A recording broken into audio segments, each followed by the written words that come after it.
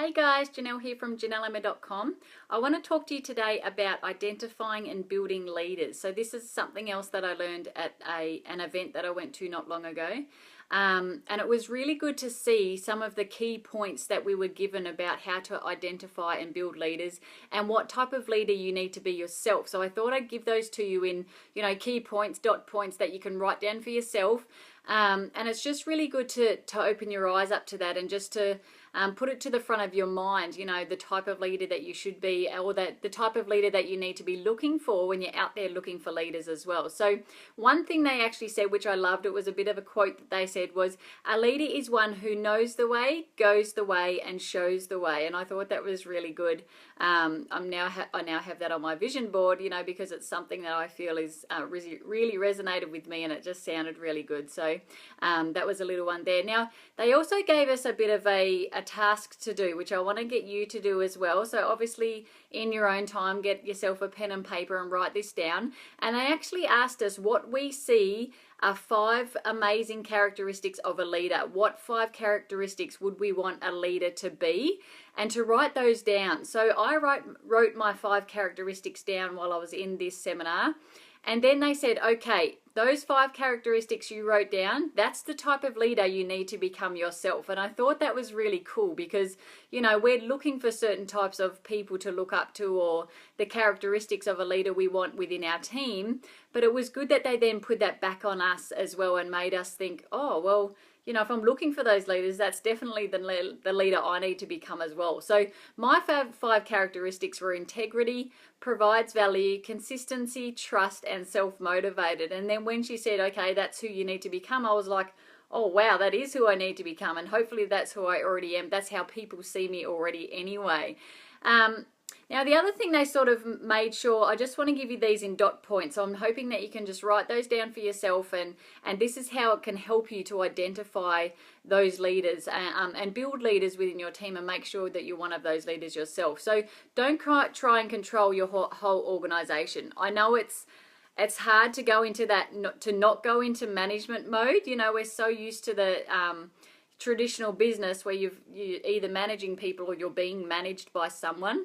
But as a leader, you need to try and just provide value and help them out without going into management mode and saying, you need to do this and you need to do that.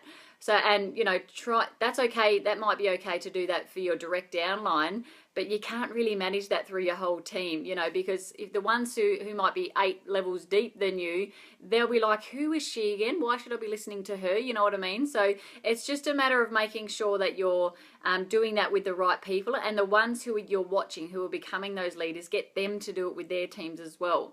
So some other key points were keep sifting while you're lifting. And I love how they said that, keep sifting while you're lifting. So that means basically don't stop prospecting yourself. Your team will do what you do. And don't think you've got to take a step back now that you've got a good team going, because they're going to be watching you still. And if they think, oh, she's gotten herself to 5 or 6 figures and now I should... now she's stopped working or she's stopped building, maybe that's what I can do as well. It's not going to give, the right information to your team. So your team will do what they say, what they see you do. They won't do what you say. That's like, they're basically watching you more than listening to you. So that's why you've really got to keep prospecting and keep building yourself, and they will see that, and then that's what they will copy within their own organization, and that's what's duplicatable. That's what will duplicate within the team, and it's all about duplication. It doesn't really matter what works, it matters what duplicates, and that's the biggest part about our business. Another one was, if you're a leader in the team, give your people homework strategies. Now, I need to do more of this myself. I do this sometimes, but I need to do more of it. And our team are amazing. Our upline are amazing at doing this for us anyway.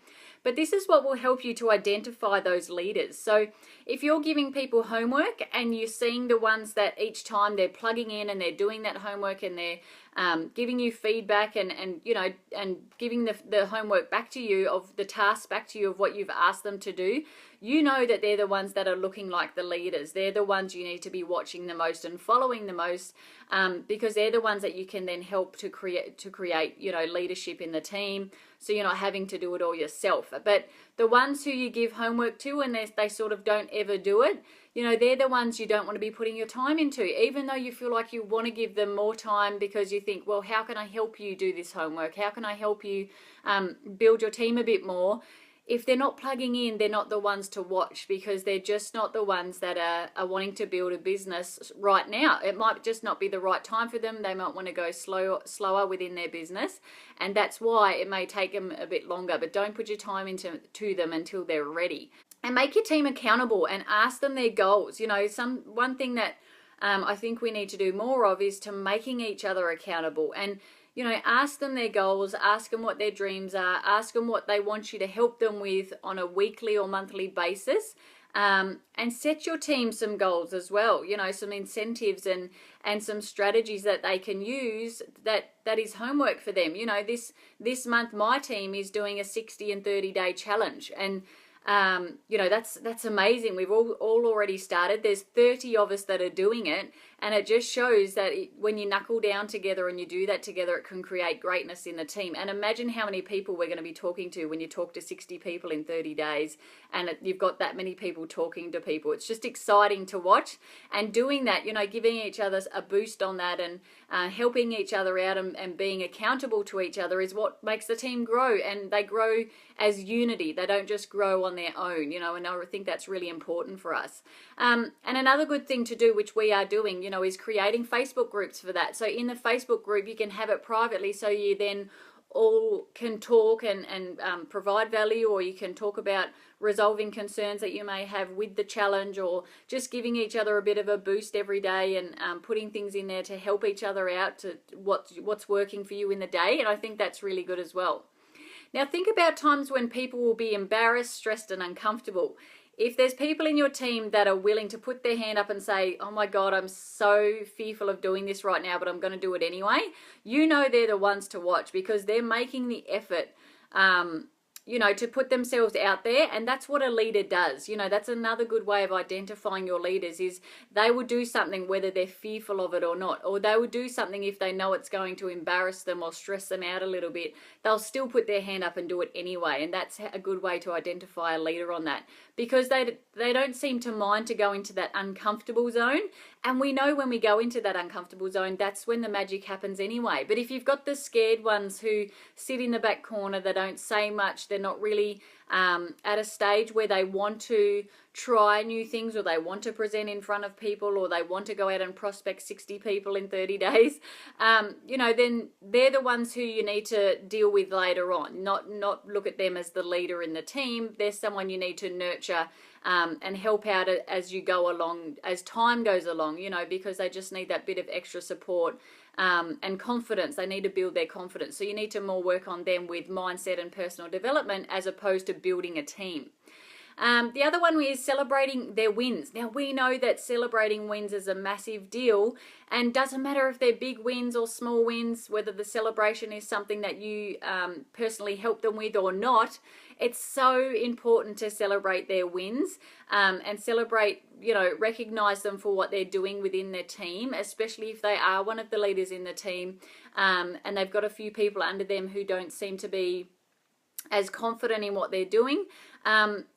Help those people out to recognize their small wins as well. You know, a small win for someone who's very fearful could be the fact that they've talked to 2 people this week. You know, and even though you really want them to be talking to 2 people a day minimum, sometimes all they can do is talk to 2 people a week, because they have such a fear of talking to people about this industry or about their business. And so, you know, just recognizing their wins and supporting them on that, and celebrating those wins with them.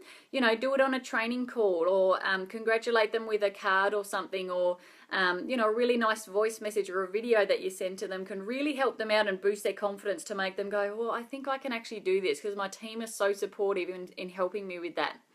Another one is leaders can only go so far as on their own. You know, they can't get big 6-figure, 7-figure incomes, even 5-figure incomes on their own. A leader, yes, they are amazing if you have those leaders in your team, but you still need to help and provide them the skills to build a team as well. And you want to help them build their team, but you don't want to build it for them. So remember that, you know, you make sure you give them the resources and the strategies to help them build a team, but don't build it for them, because they'll expect that for the rest of their, you know, their business career with you. They'll expect you to keep doing that over and over again, and it's not what you want. You want people to be, you know, self-sufficient and give them the right tools, and then off they go on their own and can do that for themselves. Another one was, when you're trying to identify your leaders, look for the ones who have strong leadership ability anyway and who enjoy coaching others. Make sure that you're one of those people yourself. If you're looking for people who have strong leadership ability, you're looking for people who are good coaches, or they're good at telling people how to do things and getting the team to do certain things for the team, you need to also be one of those people yourself. You've got to be a strong leader. You've got to be someone who can coach other people and provide strategies and value to other people as well, because you're not going to bring those sorts of people in unless you're someone like that yourself. Now, when you're looking at yourself as a leader, don't focus on what's not working. Make sure you focus on the team and catch the ones and the leaders who are doing things correctly. Catch those ones that are doing things correctly. Congratulate them for that.